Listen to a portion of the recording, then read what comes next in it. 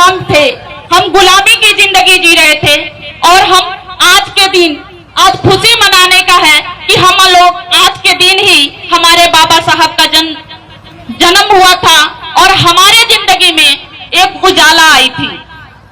मैं अपने बहनों से, खासकर ज्यादातर मैं महिला मुद्दों पे काम करती हूँ और मैं महिलाओं से आग्रह करना चाहती हूँ, अपने बहनों से ज्यादातर मेरा आग्रह रहता है कि हमारी बहनें जो हैं, जो हमारी आबादी है, हमारी आधी आबादी है, हम भारत के आधे नागरिक, आधे आबादी हैं, हमारी महिलाओं की आधी आबादी है। एक घर में यदि एक पुरुष शिक्षित होता है तो पूरा घर शिक्षित नहीं हो पाता है, लेकिन वही अगर एक महिला शिक्षित होती है तो पूरा घर ही नहीं, पूरा वो समाज, वहाँ के आसपास के लोग भी शिक्षित हो जाते हैं, आसपास के लोग भी शिक्षा के आगे बढ़ जाते हैं। यही सोच करके बाबा साहब ने हमें अधिकार दिया, हमें बराबरी का अधिकार दिया। बहनों, मैं आपसे बात करना चाहती हूँ, माताओं, मैं आपसे बात करना चाहती हूँ, जो आपके बदन पे ये अच्छी अच्छी साड़ियां हैं, ये अच्छे अच्छे गहने हैं, ये अच्छे अच्छे जो भी आपके साथ में जो भी आभूषण पहनी हुई है, ये भी अधिकार हमारे पास नहीं था।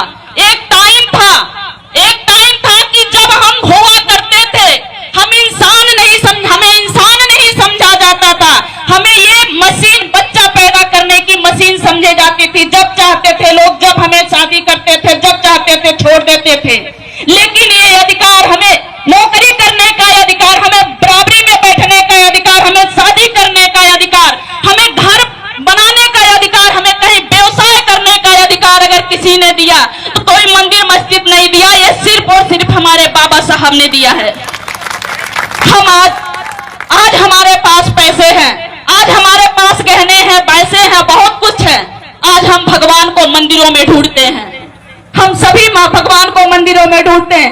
हम भी भगवान को मानती हूँ, मैं भी मानने के लिए तैयार हूँ, लेकिन मैं कैसे मानूं उस भगवान को, जिस भगवान ने, जिस मंदिर में एक बहन की, एक माँ की आबरू लूटी जाती है और भगवान बैठ करके मंदिरों में बैठ करके पत्थर की मूर्ति बन करके ताकता रहता है और हमारी बहनें चीख चीख के दम तोड़ देती हैं। लेकिन हमें न्याय की बात करूं तो वही संविधान, वही बाबा साहब की संविधान है, जहां पे आसाराम ही नहीं, आसाराम राम रहीम को भी झुकना पड़ गया और वो भी आज सलाखों के पीछे हैं।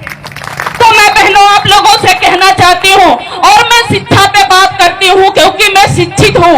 आज मैं थोड़ी सी पढ़ी लिखी हूँ तो आपके सामने बात कर रही हूँ, शायद मैं पढ़ी लिखी नहीं होती तो आपके जैसे भी मैं भी किसी के घर में दुबक करके बैठी होती। तो बहनों, हम आप लोगों से ये कहना चाहती हूँ, अभी हमारे वक्तागण ने बहुत अच्छी अच्छी बातें कही आप लोगों से कि आधी रोटी खाइए लेकिन बच्चों को जरूर पढ़ाइए। जब बात शिक्षा की होती है तो बहुत तकलीफ हो रहा है आज के समय में। हम जिस शिक्षा के वजह से आज यहाँ इकट्ठा हुए हैं, एक दूसरे से बात कर रहे हैं, हेलो, आज जिस शिक्षा के वजह से हम लोग एक दूसरे के सामने बात कर रहे हैं या बात कर भी पा रहे हैं, वही शिक्षा हमारी खत्म की जा रही है।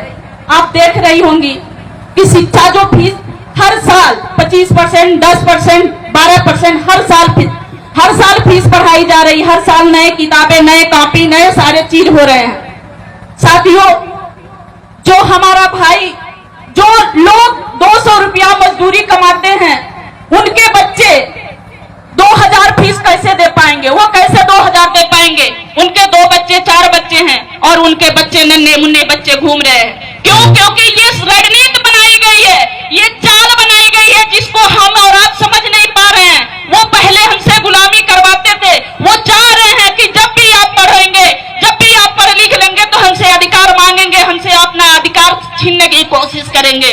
लेकिन जब आप गुलाम रहेंगे तो आपको मजबूर होना पड़ेगा हमारे ही खेतों में नौकरी करने के लिए, हमारा ही चाकरी करने के लिए, हमारे घरों में बर्तन धोने के लिए, हमारे ही घर में झाड़ू लगाने के लिए आपको मजबूर होना पड़ेगा।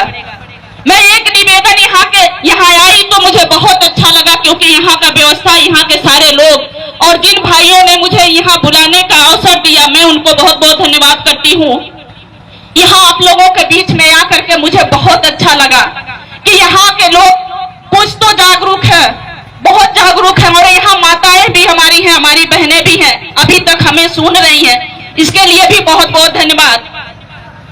यहाँ जो व्यवस्था की गई है इससे पता चलता है कि यहाँ के लोग जागरूक हैं। यहाँ में कुछ न कुछ बाबा साहब के विचारों को लेकर के आगे काम किया गया है और जिन साथियों ने किया है उनको भी बहुत बहुत धन्यवाद देती हूँ।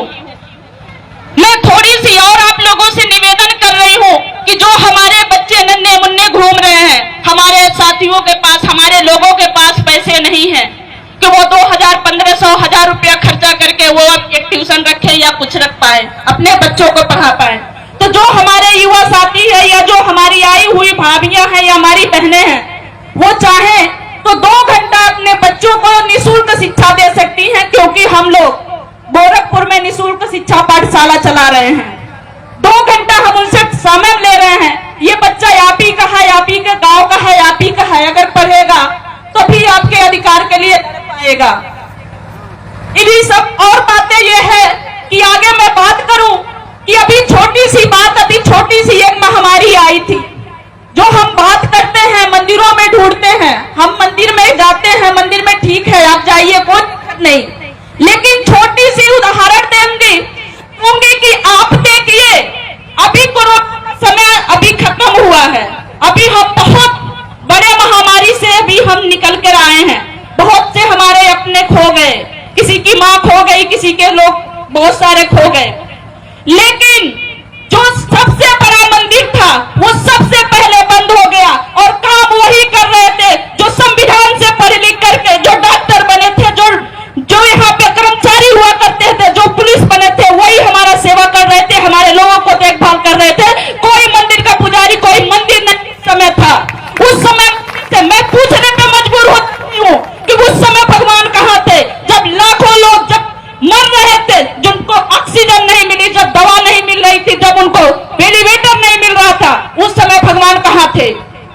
उस समय भगवान नहीं, उस समय संविधान से पढ़े हुए जो लोग थे वही काम कर रहे थे। अगर वो पढ़े लिखे नहीं होते तो हमें दवा भी नसीब नहीं होती और जितने लोग बचे हुए हैं जो दवा से बचे वो बचे भी नहीं होते, हमारे बीच नहीं होते। तो मैं आप सभी लोगों से ये कहना चाहती हूँ कि जो धर्म कोई भी हो, हमें नफरत नहीं है किसी के धर्म से, लेकिन ढोंग से नफरत है। जो ढोंग आप करते हैं, करते आए हैं, जिन्होंने हमें बर्बाद किया, उस ढोंग को आपको त्यागना होगा, उस ढोंग को आपको छोड़ना होगा।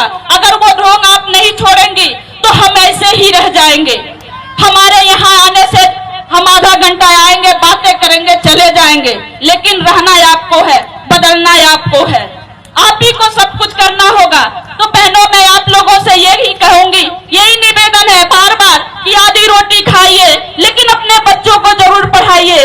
और मैं एक बात और कहूंगी, जो यहाँ बदलाव हुआ है, बस उस बदलाव के लिए मैं कहूंगी, दरिया की कसम, मौजों की कसम, ये ताना बाना बदलेगा।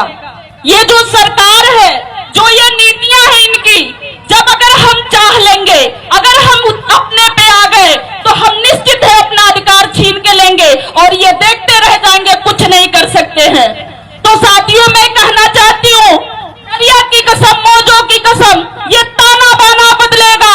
तू खुद को बदल, तू खुद को बदल, तभी तो जमाना बदलेगा। घुट घुट के तू सहते रहे, घुट घुट के अगर सहते रहे तो क्या ये जमाना बदलेगा? तू खुद को बदल, तू खुद को बदल, तभी तो जमाना बदलेगा। इन्हीं सब बातों के साथ आप सभी साथियों को, सभी माता बहनों को जय भीम। इस खबर को देखने के बाद क्या है आपकी राय? नीचे दिए गए कमेंट बॉक्स में दीजिए अपनी राय। यदि आपने हमारे चैनल को सब्सक्राइब नहीं किया है तो लाइक और शेयर करें, साथ ही YouTube पर समता टुडे को सब्सक्राइब जरूर करें।